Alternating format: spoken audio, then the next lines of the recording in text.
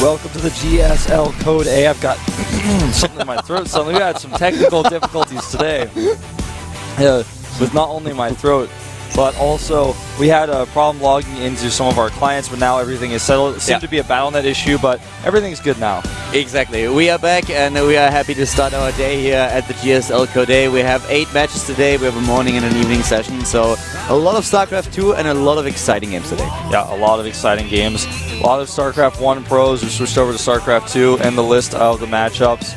Got some really fan-favorite players as well.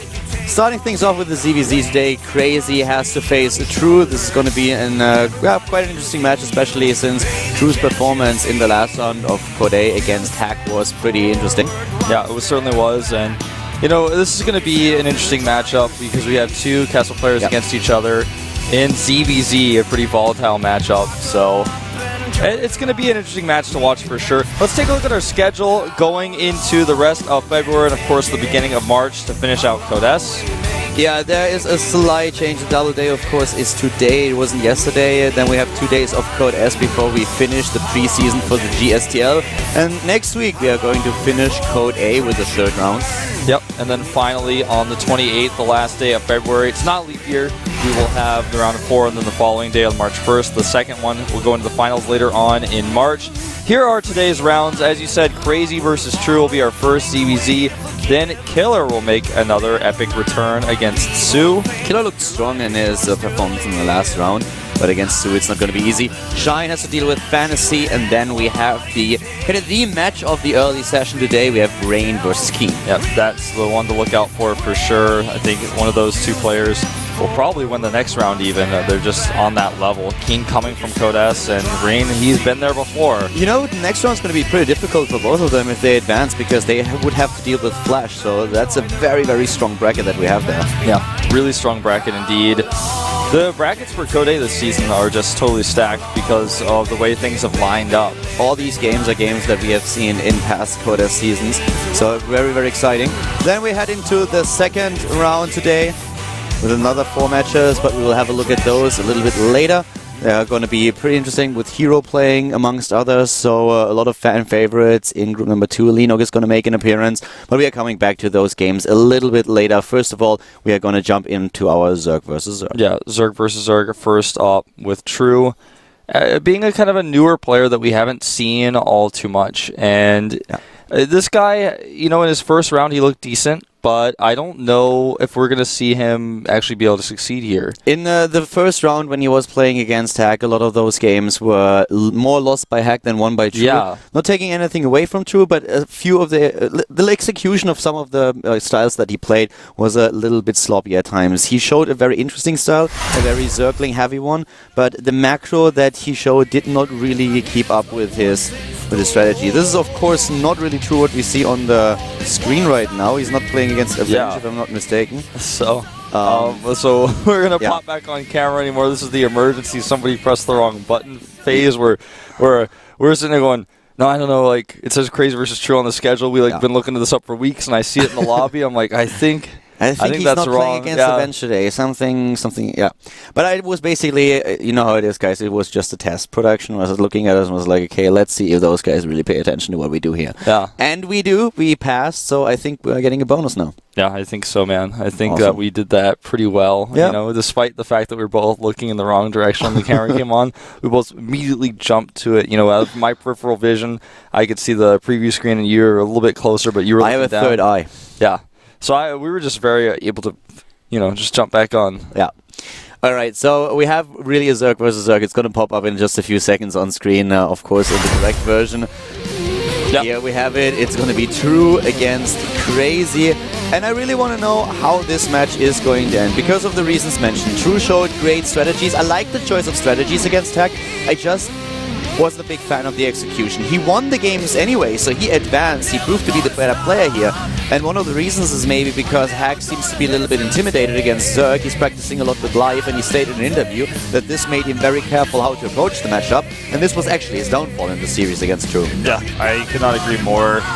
Just listening to the banter between these guys in the chat right now, Crazy is saying that, you know, he's basically saying, True, you played StarCraft 2 way more than me, and you have a lot more experience. So he's just basically saying that he thinks it's going to be hard for him to beat True here because his opponent, he feels, has played StarCraft 2 for a lot longer and has played the game, just, you know, learned more about the game over that extra period of time he's had.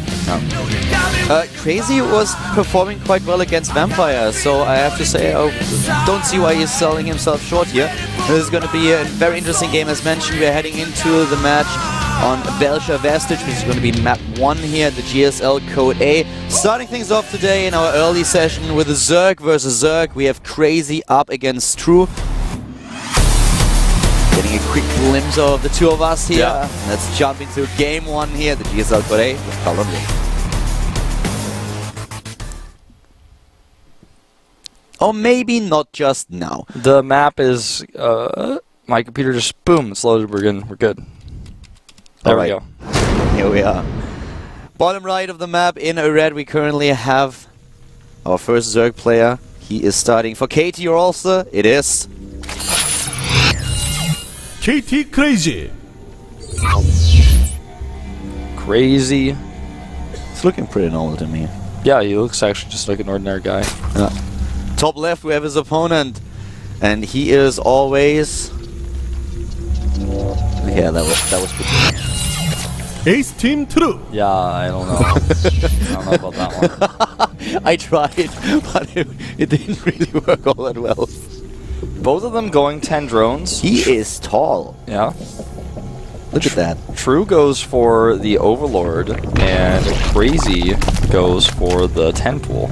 So a bit of a crazier opening. Yeah, at least he's a bit true to his name. I knew that was I knew that was going to come out at least one time in this series. Had to. Well, the question now is which kind of version is he going to play? And he decides to go into the version where he starts with his gas too. If you decide to play the tempo without gas, you usually follow up with a very fast expansion. You try to do damage with the initial 8 to 10 Zerglings. And as long as you kill mining time and make sure that your opponent does not have an expand, you're fine. What this is kind of centering around is the idea of cancelling your opponent's hatch if he goes for a hatch first, and then you're completely fine, you're a little bit ahead. Yep. But we have a different style. We have True going in this very all-inish or very aggressive build where he gets the gas too and will go into Banelings. Yeah, so True should be able to defend this if he micros well. This is not going to be a situation where he's going to just lose it by default no matter how well he micros. True is miles ahead right now. But oh, sorry, Crazy is... I mixed the colors up for a second. Crazy is miles ahead at this point because Crazy did not decide to go into a hatch first or into a pool and then hatch. He decided to go for 14 pool and gas. Yep. And for True, this is devastating now.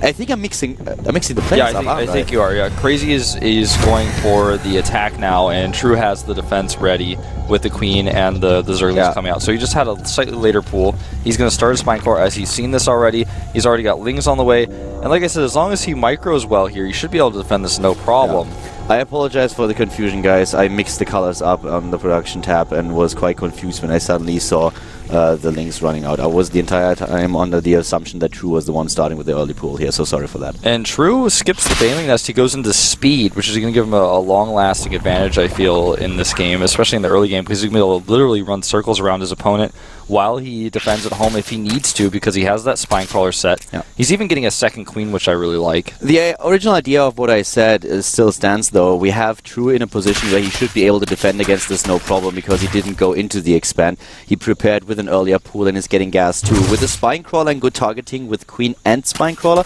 he should be able to take down the Banelings, and he will have a significant lead in Harvesters for a long time. Yeah, and the thing is, Crazy is not engaging here because he doesn't want to waste his Banelings or his Lings, but the longer he waits, the better this is for True, who will have a second Queen, will have Zergling speed, and also has a counterattack. But he is supply blocked, and heavily at that. He was supply blocked and then just realized it and built the Overlord, so that's really bad for True.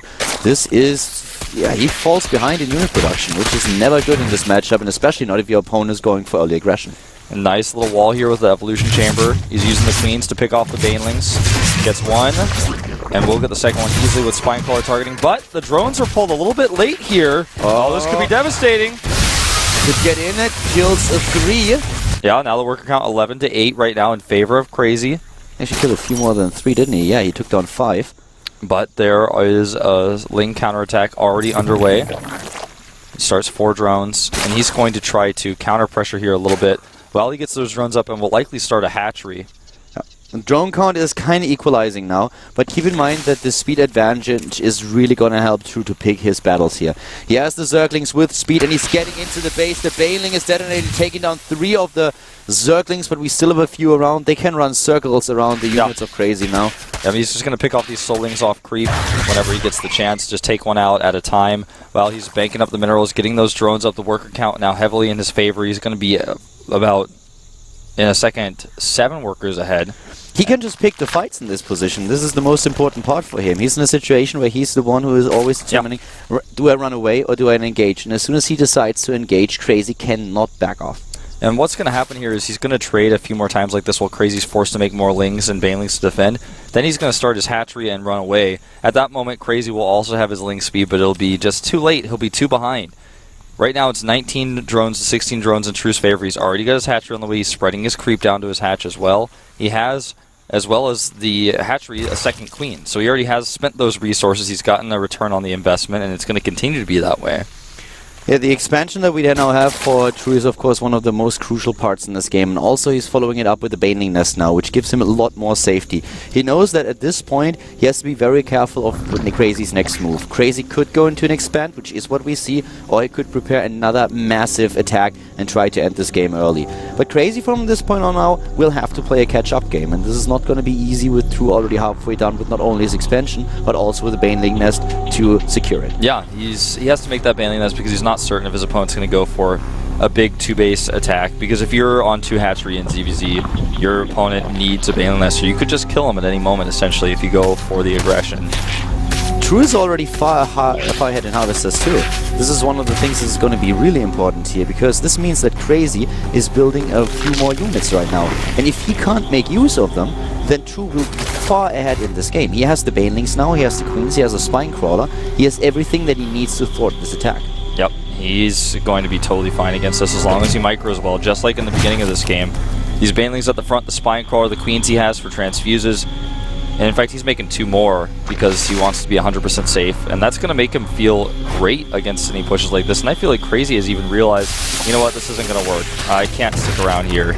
Yeah, the big problem for him really is that he will have a hard time catching up. 19 against 27 Harvesters. This is a pretty good lead for True, who also goes into the lair tech now. Yep, he's getting lair, he's getting 5 more drones. It's like Crazy doesn't know what to make. He has nothing on his production tab right now. He starts a queen, as he's right now still on the 1, whereas his opponent had 2. He canceled his additional queens so he could get those drones out, which is really smart. As soon as he saw his Lings move back with his Overlords, he was like, I don't need these queens anymore. I'm going to cancel them. Creep spread not that important in ZVZ. The injects are a lot better for True. This is one of the things that I've been monitoring for a little bit now, and Crazy just doesn't have that much lava. Well, yeah, he only has 1 queen. It's really going to affect his larva. He is really struggling. He's not getting those units out. He really wants to have more drones at this point. But whatever he does, the choice is going to be a wrong one if True is continuing down this path, because he will be completely fine with those Banelings, so at least he should be. So many transfusions, and oh wow, that was basically just all he needed. All he needed was to eliminate the Banelings of his opponent. Didn't even have to use transfuses to do it. And that's basically it. I don't see Crazy recovering anymore. He's starting a late lair. His opponent already has the Roach Roar, and the worker count is 40 to 30. And he's got the gases going up as well. He's just had so much more larva, as you said. He's not been able to hit his injects. With only 1 queen, it's just impossible. In the situation in which Crazy was, you have 2 choices. You can either go for another attack, you can get all out, or you just produce as many drones as possible. If you don't have proper injects and you're flagging behind with a queen, then you don't have the lava to do either. And this is exactly what was the big problem for him. True now has the Roach Warren, he has the Lair Tech, he can go into Roach speed immediately, he can start a +1 attack upgrade if he wants to. Things that he does not do. He's droning up. He takes a 3rd instead. He takes a 3rd. Needs also to be a little bit careful, because if he gives Crazy too much time, then Crazy will be able to get back into this game. But with the lead that we see for True, he should be able to close this. I agree. You know, True is saving a lot of larva. He has, well, he just made 8 roaches, but he had a lot more stored up. The rest of the larva went into the Overlords he's making right now. So now he's going to have, with his next round of injects, a lot of money that he gets from both bases and the third that he's taken now with the extra drones he has, where he can power out roaches and start to get the roach count up. This is why I like that Crazy tries to take a risk, but it's a smart risk in not only getting his +1, but getting his infestation pit. He doesn't really have a lot of units. That's the risk that he takes. He's a little bit light on the defense, not taking a third base either because he knows he wouldn't be able to hold it anyways. But True is still in a position where as soon as this +1 attack upgrade kicks in, he will have, or he actually won't really even have a lead because Crazy is also getting the +1 attack upgrade. True needs to do something with this advantage. Yeah, he needs to attack. He needs to make sure his opponent doesn't have a third, which is something he's doing right now with an Overlord. He sees there's no third, and at any moment he realizes there's one, he'll be able to go and use his Roach advantage to attack it. But I'd like to see him add his own infestation pit at this point as well. Just invest into that because this is really important for him to have. If his opponent gets too many infestors out, that's how Crazy can turn this around, potentially with energy for units, because right now, supply-wise, he's at half the supply of his opponent. He's going to need those sick fungals with maybe even Spinecrawler support. Yeah, one of the reasons for the supply difference was also that he was saving up his money to build the infestors. We have 4 infestors now building, and then he runs into another supply block. This is kind of the theme of this game for both players. We had a lot of supply blocks, especially in the early game by both of them, and for Crazy this is of course now really annoying because he was saving up all this money to start the infestors right away. Now he's losing time again. Yeah, and this is a lot of time that's lost. When you're in a situation where you need to be making those infestors ASAP, it's important to have the overlords out. But if you don't have the injects from earlier, things really kind of snowball when you're lacking larva, and you need to make a bunch of drones and then make infestors and try to tech, and you're also making spine crawlers, you need to get the overlords out.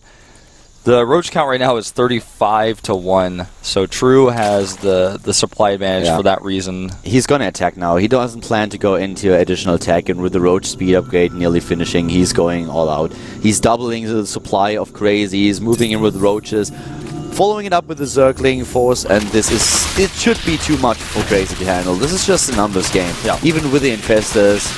He sees the third, as I said, with that Overseer, and the second he sees it, he just boots on the aggression. This is what he's been waiting for in this game. Little Ling run by here actually draws the attention of Crazy away from the rocks. This is when the roaches come in. He will take the space out. Yeah, the third is going to fall, and I would be surprised if the natural would be able to hold. Yeah, very surprised myself as well. Drone's going down here. He just has way too much. He's up 70 supply, and no amount of fungals is going to stop the floodgates of roaches coming through here. He's attacking from all sides. GG. Well played by True. Crazy loses the game. He's too far behind after the opening, and True takes a lead. He loses all those larva injects from not having the queen. He's down in workers.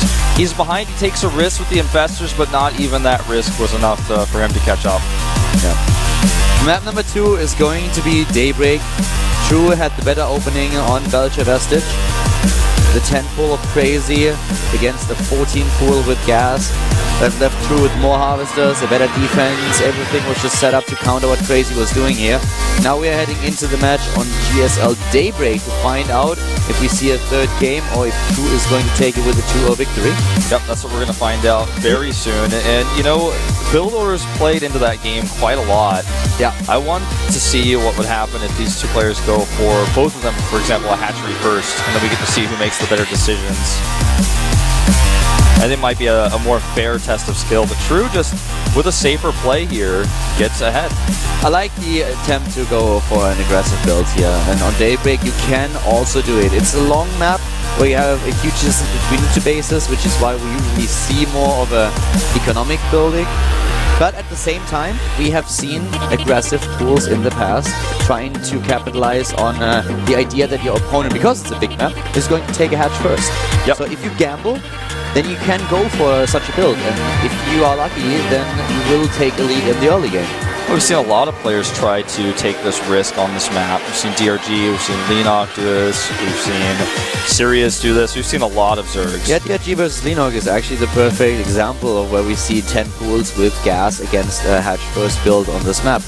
Well, players are now in the lobby and we are ready to start things off with the second game. Daybreak will reveal if True advances to the third round with a 2-0 victory, or if Crazy now, after this botched aggression in game number 1, is still able to keep his chances in this best of 3 alive. Yeah. Keep in mind, whoever wins this series is going to advance to face another Zerg player. Boom Boom, the Zubu player, is waiting in the 3rd round of Code A.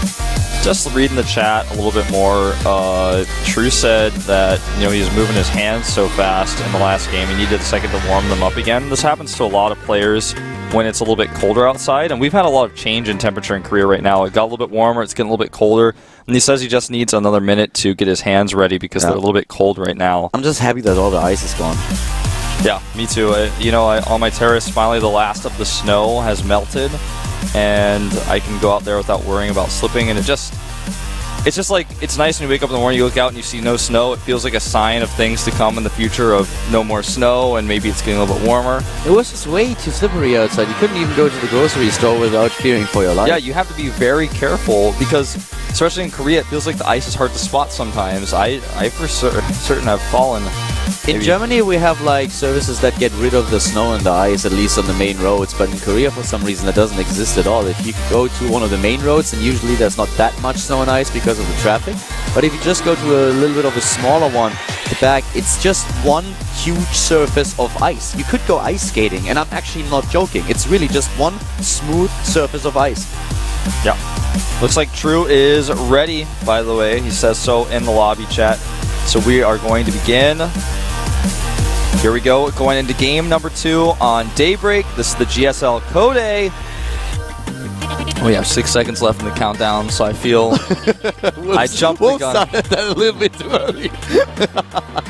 No, but we are fine. We have another Zerg versus Zerg, guys. We are going into game number 2. We have True with the lead with the 1-0 in the best of 3. Let's see if he can advance to the 3rd round to meet Boom Boom, or if Crazy is able to tie the series and force a 3rd game in the GSL Code A with Carl and Wolf.